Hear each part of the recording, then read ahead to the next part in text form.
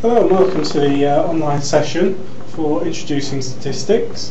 What we're going to be talking a bit about today is how we use statistics within the field of biomedical science and the sort of associated sciences around that. We're not going to be going into any of the complex mathematics behind anything. It's just going to be looking at a brief overview of what the tests are, the theories behind them, and how they work and how we're able to interpret them and use them as scientists. So it's going to be fairly straightforward, hopefully. Most people probably know a little bit more statistics than we think. A lot of it is kind of common sense and just some basic straightforward thinking. In terms of where statistics and associated bits fit in, we need to think about what we call the scientific method. So the scientific method is the process that as scientists we go through in order to examine things and look at different sort of processes and how they work essentially. So we kind of start off with observation. We can look at something, see how it works, see what happens, whether a disease process, a chemical reaction, whatever. Now from that we can then form a hypothesis. So a hypothesis is essentially a question, and it's a testable question.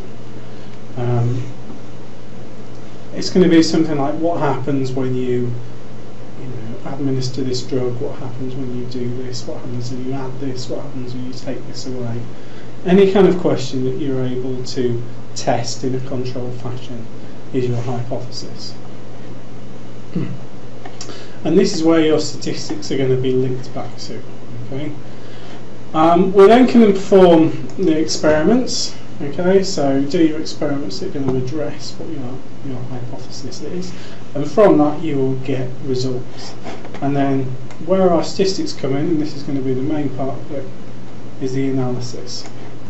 So we're going to use techniques of statistical analysis to link back to the hypothesis, and then we can use the answers that we get from our statistical analysis in order to decide if our hypothesis is being answered in one way or another. And then from that we can obviously draw conclusions and further theories from that. So that's where kind of it all fits into place in the bigger picture. One important thing I will say before I start, and this is where my friend Oscar comes into it, is garbage in, garbage out. So we'll be looking at different statistics programs, Excel and principally things like GraphPad Prism, and these are very powerful statistical programs. So it's very easy to just take a load of numbers, paste them into them, press a couple of buttons, and it will give you an answer. Okay? It's more about the thought processes of knowing what you're putting into the program, how the program is using that information, and being able to interpret what the answer is in a sensible and contextualised fashion that is the important thing. Because the computer doesn't know what your experiments were, it doesn't know how your data was collected, it doesn't know what your data represents. Okay, it has to make a number of assumptions about your data, so you need to know what you're actually asking the computer to do. Okay, it's not a magical box where you can just stick things in one end and take them out again. It's going to be transformed into some sort of amazing statistical rabbit. You need to be able to understand what you're asking. So just bear that in mind all the time. Okay, so statistics at a basic level then is looking at populations. Okay, so a population is a group of people, of things, of objects, whatever, and that has a certain characteristic that we might be interested in looking at and investigating. Okay, so So we have observed our population, we've got a characteristic we want to look at. So say I was interested in shoe size, for example, okay? And my population was the entire cohort of University of Wolverhampton students. Okay, so that would be my population. Now, in order to try and assess, for example, if I wanted to know what the mean shoe size was of the University of Wolverhampton students, I might do, for whatever purpose, say if I did, one way I could do that, I could go and measure every single person's shoe size within the university and take the mean. Now that would give me a very accurate answer, but that would be very time consuming, onerous, and it wouldn't be practical, basically. So what I would do is I would take a sample to tell the story of what is happening within the population at large. Now, one important thing about this sample is, again, going back to the previous slide, thinking rubbish in, rubbish out. Our sample needs to be random and it needs to be representative. So what I mean by that is, if, for example, as my sample of students, I chose, say, the university basketball team. Now I'm guessing that they're probably all fairly tall and they've probably all got quite big feet. Okay, I don't think that would be an unreasonable assumption. So if I use those people as my sample, that is going to give me an incorrect idea about what is happening in my population as a whole. Okay, so obviously some people in the population as a whole are going to have big feet, but not all of them are. So our sample needs to be representative and it needs to be randomly selected. Okay. And what we use is statistics to tell us about what is happening in that population as a whole from our sample. And we can do that in two principal ways. We can use what are called sort of descriptive statistics. So these are, as the name suggests, things that will describe what's going on. So that would be things like my mean, or it would be a measure of variation like standard deviation. The other type of statistics are inferential statistics. So these more come into play when we have groups of data that we're looking to compare one another, looking for a difference, looking for a change. And this is things like t-tests. Okay, so start with these, your basic descriptive statistics, which are the ones most people will probably be familiar with, at least some of these. We can look at a couple of different things. We can look at measures of central tendency. Okay, so central tendency, depending on the particular measure, gives you an idea of what is happening overall, generally, with your data. So the most common of these is your mean. Okay, so this is your average value.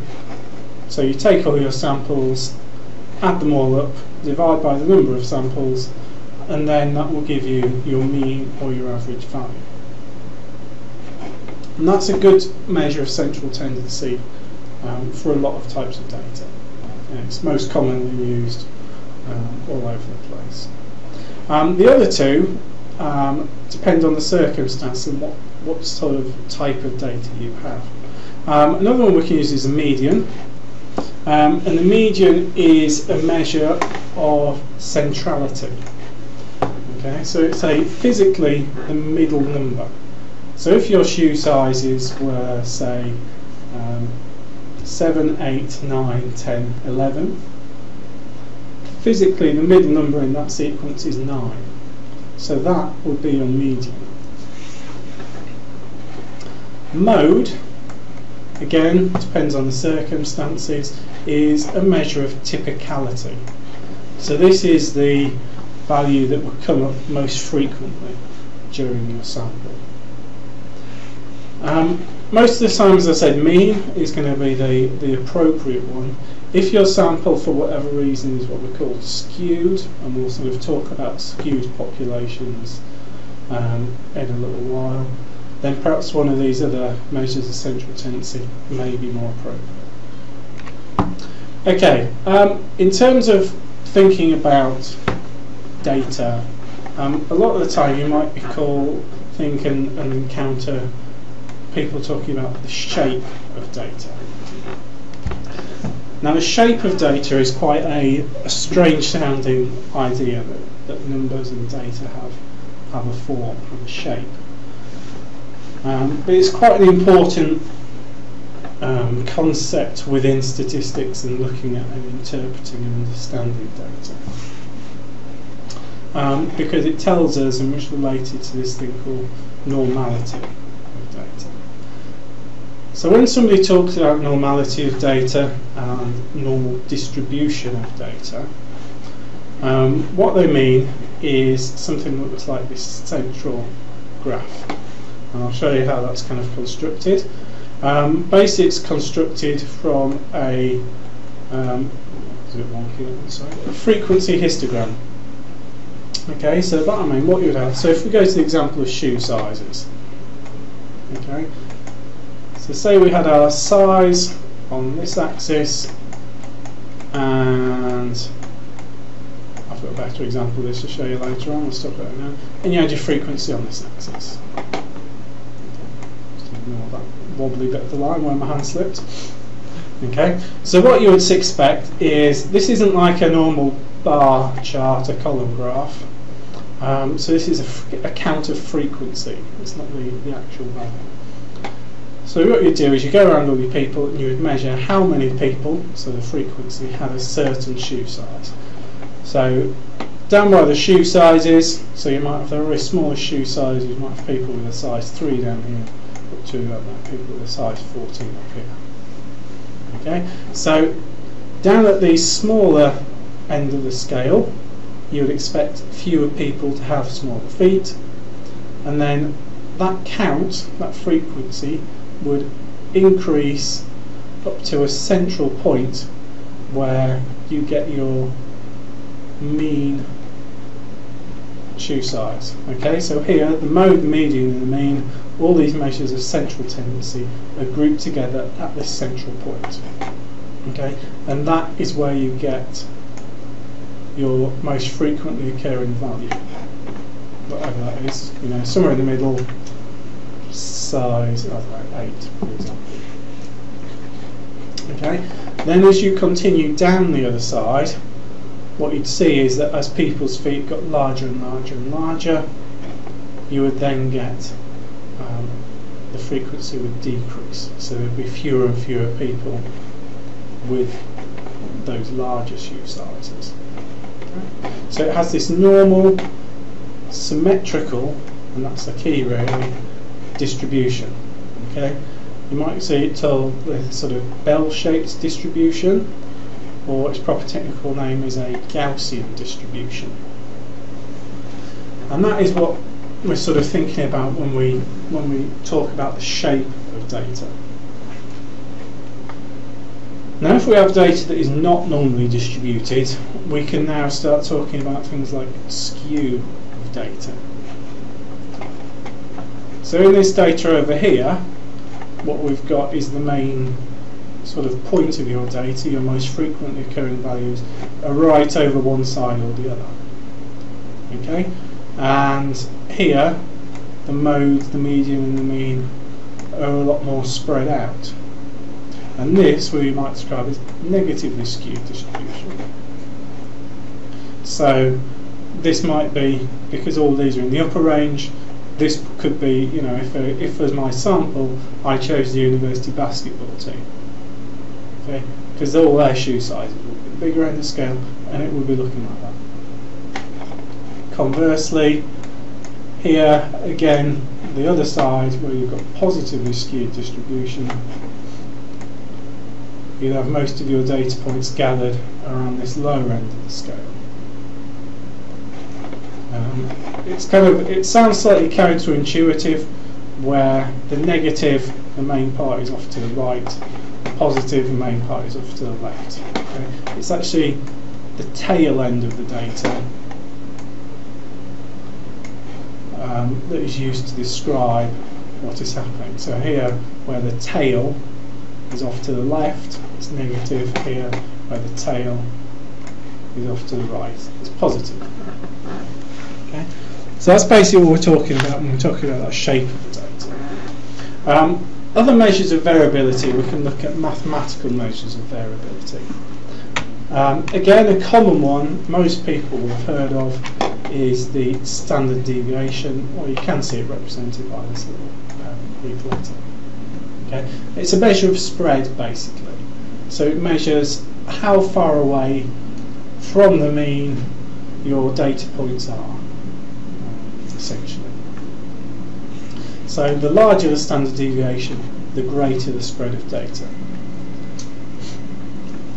So the further away all your data points are from the mean, if you've got very spread out data over a big range, you're going to have a larger standard deviation. If all your data points are clustered very close to what your mean value is, you'll have a very small standard deviation. Related to that is something called standard error, and that is a calculation based on standard deviation. And again, we talk about this in the Excel tutorial. It is calculated using the square root of the number of intervals, and you take that and divide your standard deviation by that value. Okay? Again, you can work these out in a mathematical way. It's a sort of mathematical process of working out what standard deviation is, but I'm not going to sort of go into that because it's a bit more complicated. Okay? Just need to understand what it is and what it represents and how you can understand and interpret it. That's the most important thing, really. In terms of how we think about, again, we talk about various bits and pieces, we can also think about reference range. So where you're most likely to encounter reference ranges in the real world, so to speak, is when you're looking at things like laboratory results and various physiological measurements, and thinking about how somebody's values fit into the context of the normal population. So reference ranges are a mathematical calculation. Potentially they will tell you where 95% of the values of a group fall.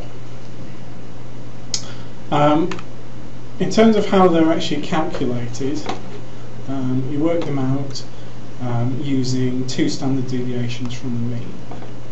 Okay, so you take your mean value, you multiply your standard deviation by 2. If you add that to your mean, you get your upper limit of your reference range. If you take that away from your mean, you get your lower limit of your reference range. So your reference range itself is two figures. It's going to be between x and y. One thing to consider, reference ranges generally are established from a healthy population. So these are normal people without a particular disease, unless it's a sort of specialist type of reference range you want in that context. And that's kind of how it looks. So you get your normal healthy population. Say we're looking at something like, I don't know, blood glucose, for example. Again, we've got our sort of normal frequency distribution here. Those people with very low blood glucose will be down one end, those people with very high blood glucose will be down the other. So I said it's this 95% value. So we've got 5% left over, and it's sort of essentially split. So you have 2.5% of people with very low values down one end, 2.5% of people with the highest values at the other end. So in the middle, as you'd expect, you have your mean there. And essentially how it breaks down, you've then got one standard deviation. Just try to work with this there. And then you've got two standard deviations there. So 95% of normal people's values are going to fall inside this central range. If it was something like blood glucose, you'd generally use it just to sort of as a tool to help you investigate further. So if somebody had a particularly low blood glucose and was in this lowest section outside of the reference range, or in this very high section outside the reference range, that could be an indicator that there is something wrong and it needs further medical investigation. So it's not used as a kind of diagnosis on its own, it's generally used as a tool for further investigation. So a doctor, a GP might request these tests, and then based on the results of them use that to investigate further what's going on. Now, just because somebody's outside of a reference range, it doesn't necessarily mean there's something wrong with them or they're abnormal. They may have just naturally very low or very high values depending on what you're looking at. But as I said, most of these are established for a healthy population, so if you're unhealthy, the idea is you'll fall outside of that. Okay. And again, we've got to think about whether your population you're taking it from fits this kind of normal, randomly selected pattern that we thought about was important. In terms of, I've been banging on a bit about normality and why we need to know it's important. We need to know it because essentially it's a prerequisite to do what we call parametric statistical tests. Now, statistical tests, two main divisions are parametric and non-parametric. Parametric are the more common type, of which a t-test, which we'll be looking at, is the most common one. Okay, that's the general statistical test that people use if they're just comparing one set of data to the other generally. Non-parametric tests, there is generally equivalence. So, for example, the non-parametric equivalent of a paired t-test is a Wilcoxon test. Data should be normally distributed in order for you to do a parametric test. So that's why we need to know how to think about it, identify it, and assess it. We've got various ways of doing that. We can do it in what's called the graphical way. So we've looked at sort of the histograms, and I've got an example of that. And you've also got the stem and leaf and box plots, which are sort of very similar things. And they're another type of graph that we're able to draw on Prism, and they will give you a graphical representation of the shape of the data, and you can make a good assessment about normality based on that. Now, with that, there's no hard and fast rules, it's kind of down to interpretation. A lot of these parametric tests, they're generally actually fairly sturdy, and you can get away with using data that has a bit of skew in it. If you think your data is particularly skewed and it's not suitable for parametric tests, then you can do the non-parametric equivalent. That's it. The other way of trying to assess normality is what you call statistical approaches, and these are little statistical tests that you can run. There are things like these two, skewness and kurtosis, that Prism will do. I'm not going to go into those, it's a bit more complicated. The more straightforward one, again one that Prism will do, is this one. It's called the Agostino and Pearson, which is a bit of a mouthful, but basically it's a statistical test, and it will give you a yes/no answer if it thinks your data is normally distributed or not. So essentially using a combination of methods to assess normality. So this is our histogram. This is what it actually looks like if you put the bars on there. So this is some data. Rather than looking at shoe sizes before, we've got age. But again, we've got our frequency. So it's not the actual measurement of age at this axis, it's the frequency, which is the important thing in the histogram. Here we've got our perfectly normally symmetrically distributed data. So you can see the bars that are representing the frequency going up exactly either side, and then you've got the curve that is superimposed on this. So from the shape of that data, basically, you say it looks normally distributed. Okay, we sort of talked about that. The other type of graph, which is a stem and leaf, the box plot type graph, this is one that Prism will draw, Excel won't draw these. And it's quite a useful graph because it tells you a lot of things on one single plot. So the first thing to start with is you've got what it calls the whiskers at either end. and these represent the highest and the lowest values. So essentially you get a visual representation of the range of your data. Your box in the middle is the middle 50% of the data, and the line across the box is the median. So you have a measure of central tendency as well. So it tells you a lot of things on one single graph. It will draw one of these for each single column of data so you can compare between them. But the main thing really again was what you're looking for, the key is symmetry. So here this would come from a normally distributed set of data where we've got our kind of normal distribution curve, and if that was the case, your box plot would look the same. So like this, your whiskers are evenly distributed either side, the box is in the middle, and then your median bar is across the centre of the box. Okay, that would indicate perfectly normal distribution. If you've got maybe, if your box was say squished up and up one end or the other, and then your median bar was right up one end of the box, okay, that would indicate less normally distributed data. Maybe your data is like that or something, and that's what your box plot would look like. As I said, no hard and fast rules, it's all about interpretation. Mostly they're fairly sturdy. It's more that you're thinking about it and you're able to justify the choices that you make. Now all this fits in, so once you've done your sort of assessing, you've looked at your data, again the other thing you can do is the statistical approach.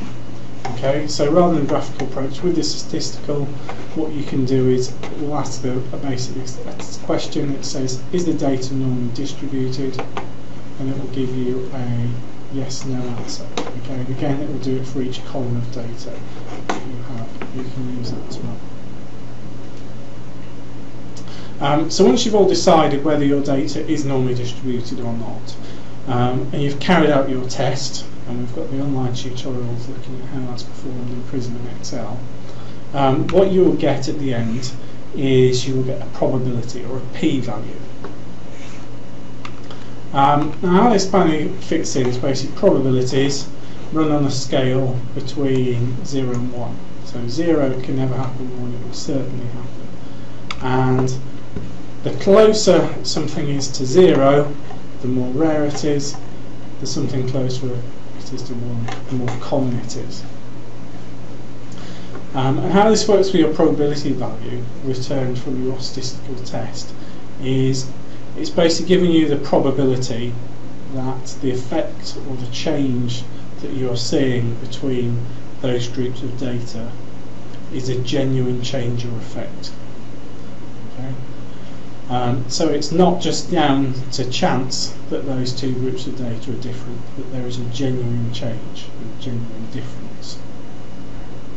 It doesn't discount the possibility altogether of what you call statistical error. Okay, so we'll try and explain that in a moment.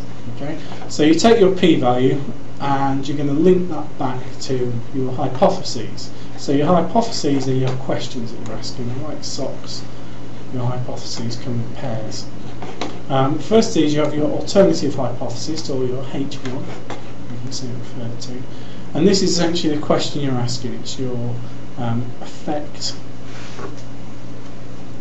your change that you're looking for. To balance that, you also have your null hypotheses, which you can see again referred to as H0, and that says there is no change or no effect.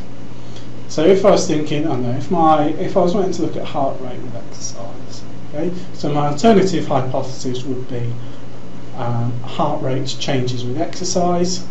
My null hypothesis would be heart rate does not change with exercise. Okay, so it's basically a balance. It says one says change, the other says don't change, and then we use our p-value to decide which of these we're going to accept and which of these are going to reject. Okay, so in the language of hypotheses, we talk about accepting and rejecting them. Okay. One thing to consider is that you don't say hypotheses or again anything in science really is true or untrue. It's just more or less likely. You'll deal with evidence. Now once we get our p-value, the arbitrary cutoff for probability values, p-values, is 0.05, okay, which equates to a 5% chance. If your p-value is below 0.05, what you're able to do is reject your null hypothesis and accept your alternative hypothesis. So what you would do, you would say, if your p-value is less than 0.05, you could say, heart rate does change with exercise. And that 5% probability is essentially saying that there is a less than 5% chance that the difference you're seeing between the groups is down to chance itself. So there is a genuine effect or change taking place. The smaller your p-value, the stronger the evidence is to say that there is an effect or change. So if it's, for example, below 0.01, below a 1% probability, there is even stronger evidence to accept your alternative and reject your null. There is still that possibility, again, bear this in mind when interpreting this, that you can get essentially errors within your testing. So it may show up as statistically different, but in fact that's just a product of the numbers itself, and it might just be a random thing that you're seeing, not a genuine change or effect. However, if your p-value is above this 0.05 figure, what you then have to do, you cannot say there is a statistically significant difference. You have to reject your alternative hypothesis and accept your null hypothesis. So you have to say there is no change or effect with exercise.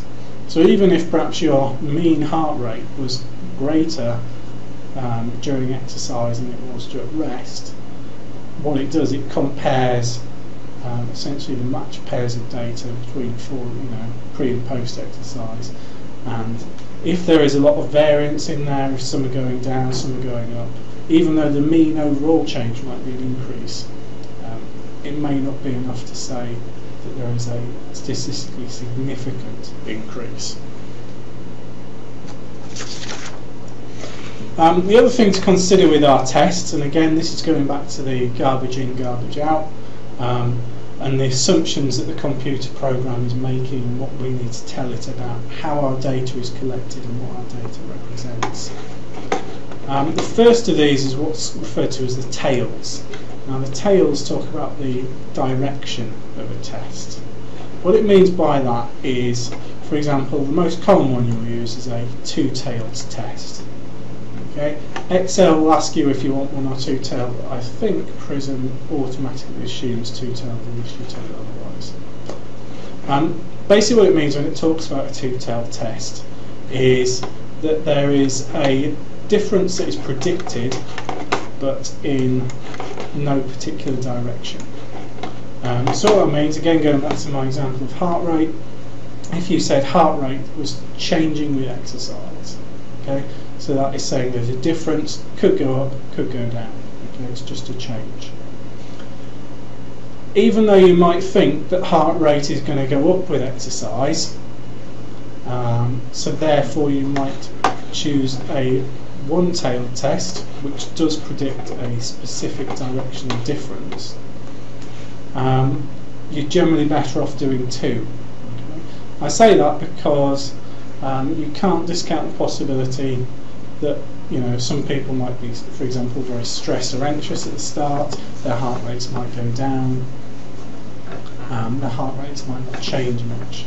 So unless you're very sure and you've got a very good reason that your measurements can only go in one direction, you're generally better off picking the two-tailed test, I would suggest.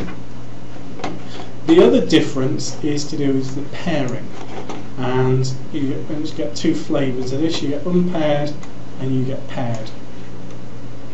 The difference to these is to do with the experimental conditions and your subject groups. So with an unpaired test, you have the same experimental conditions but different subjects. So by that, so if you had an exercise protocol, for example, and you've got a group of men and you've got a group of women, and you wanted to compare the response between the genders, what you could do is, I don't know, say measure heart rate at different genders. What you've got then is you've got the same experimental conditions because they're doing the same protocol, but it would be different groups of subjects you're looking to assess. So you're looking for the difference between men and women. So that would be an unpaired test that you would need to choose. Conversely, a paired test is when you have different experimental conditions but same subjects. So if, for example, you wanted to look at heart rate, compare it between rest and exercise in a group of people. So your subject groups would be the same, but your experimental conditions will be different because you're looking heart rate at rest and you're looking heart rate at exercise. Like I said, the programs aren't some sort of magical black box. It doesn't know whether your data is unpaired or paired. It can't know that. You have to tell it, which is why you need to understand how data is collected and what all these different things mean, essentially. Okay.